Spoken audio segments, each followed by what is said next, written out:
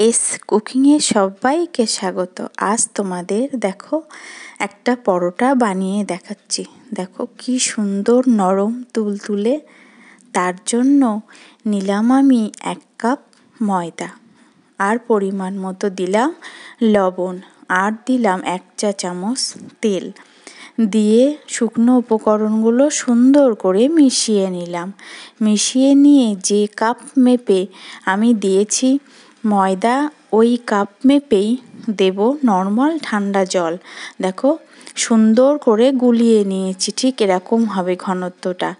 ওই 1 কাপ ময়দায় আমার লেগেছে সেই কাপেরই 2 কাপ জল।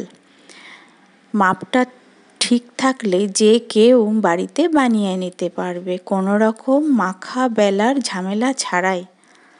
আর একটা ফ্রাই প্যান নিলাম, প্যানটাকে তেল ব্রাশ করে নিলাম, নিয়ে 1 হাতা করে ব্যাটারটাকে দিলাম। দিয়ে উপরে যখন শুকিয়ে আসবে তখন 1 পিঠ উল্টে দিয়ে অল্প ধার দিয়ে তেল ছড়িয়ে দেব, দিয়ে এপিঠ ওপিঠ লালচে করে ভেজে নেব। অল্প অল্প দেখো ফুলছে।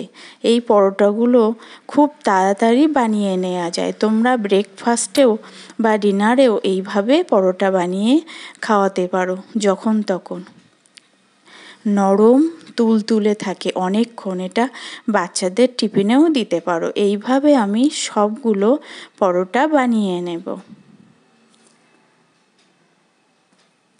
ভিডিওটা ভালো লাগলে অবশ্যই লাইক, শেয়ার, কমেন্ট করে আমাকে জানাবে, আর সাবস্ক্রাইব করে পাশে থাকার অনুরোধ রইল।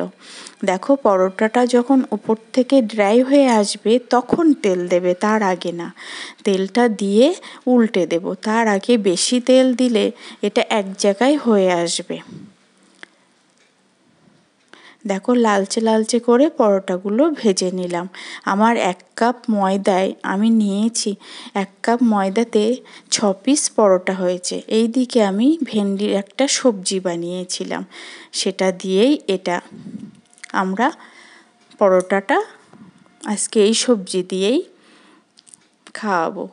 দেখো হালকা নরম তুলতুলে কি সফটি পরোটা, দেখতে যেমন সুন্দর, খেতেও কিন্তু বন্ধুরা অসাধারণ হয়। তোমরা একবার বাড়িতে এইভাবে বানিয়ে দেখো, খুব নরম তুলোর মতো মুঠোর মধ্যে এসে যাচ্ছে। এইভাবে তোমরা বাড়িতে বানিয়ে কমেন্টে অবশ্যই আমাকে জানিও কেমন হলো। দারুণ টেস্টি পরোটা।